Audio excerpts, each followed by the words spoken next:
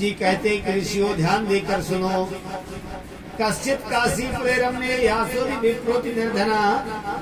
प्राचीन काल में एक काशीपुरी नगरी में सतानंद नामक अति निर्धन ब्राह्मण रहते थे। वो भिक्षा मांगकर अपना गुजारा करते थे।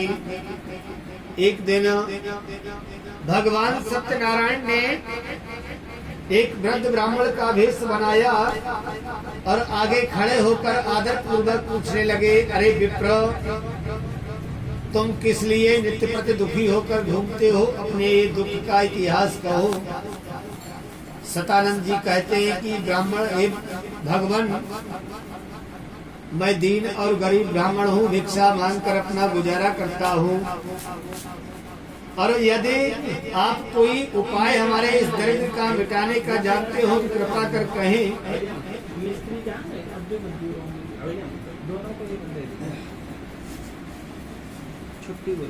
वृद्ध ब्राह्मण बोले कि ब्राह्मण, तू भगवान सत्यनारायण का उत्तम व्रत व पूजन कर, अरे जिसके करने से तुझे शीघ्र ही मनवांछित फल की प्राप्ति होगी। और इसके बाद सभी विधान यत्न पूर्वक समझा कर वो वृद्ध ब्राह्मण रूपधारी सत्यनारायण वही अंतर ध्यान हो गए। और इधर सतानंद जी ने मन में विचार किया कि जो व्रत मुझे वृद्ध ब्राह्मण ने बतलाया मैं उसे अवश्य करूंगा। और ऐसा मन में विचार करके ये सायंकाल में अपने घर आए, रात्रि में विश्राम किया। प्रातः काल होते ही सभी क्रियाओं से निवृत्त होने के बाद में भगवान सत्यनारायण की कृपा से एक ऐसे नगर में भिक्षा मांगने के लिए गए जहां पहले के समान काफी धन प्राप्त हुआ।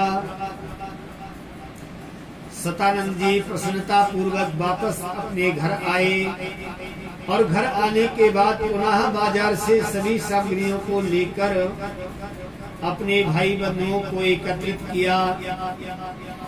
ब्राह्मणों को बुलाकर बड़े श्रद्धा और भक्ति भाव के साथ में भगवान सत्यनारायण का व्रत व पूजन किया,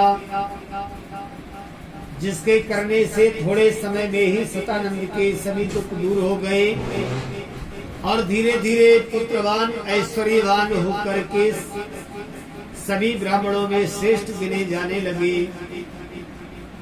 इधर सूत जी कहते कि ऋषियों, एक दिन अपने धन वैभव के विस्तार के साथ धन वैभव के अनुसार विस्तार पूर्वक भगवान सत्यनारायण का व्रत कर रहे थे।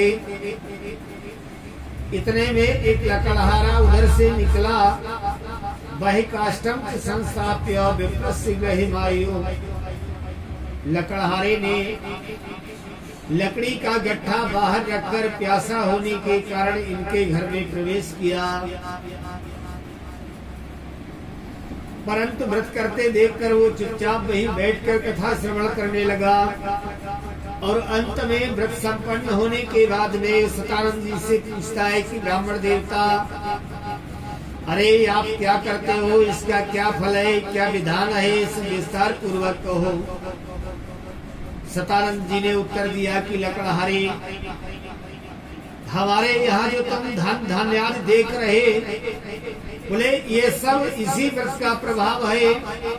और इसके बाद सभी विधान यत्न पूर्वक सुनकर प्रसाद ग्रहण करने के बाद ये लकड़हारा जल पीकर अपने नगर के लिए चला गया और मन में ये संकल्प किया कि कल मुझे लकड़ी बेचकर जो भी धन मिलेगा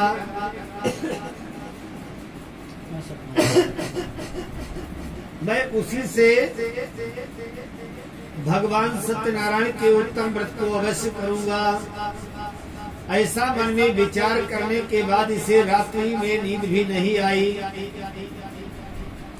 और प्रातः काल होते ही लकड़हारा उठकर सीधे जंगल के लिए गया। लकड़ियों का गट्ठा बनाकर भगवान की कृपा से एक ऐसे नगर में पहुंचा जहां पहले के समान इसको चौगुना धन प्राप्त हुआ।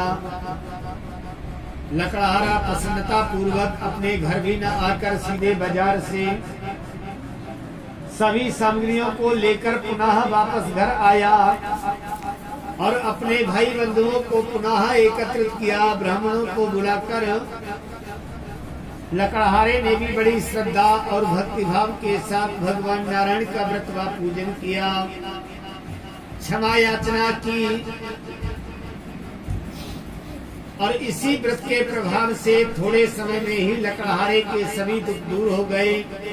धीरे धीरे धनवान पुत्रवान होकर अपना जीवन सुखमय व्यतीत करने लगा। और सूत जी कहते कि ऋषियों, जब तक इस लोक में रहा सुख भोगता रहा, अंत में नारायण के परम धाम को प्राप्त हुआ। सत्यनारायण कथायां द्वितीयोध्याय संपन्ना।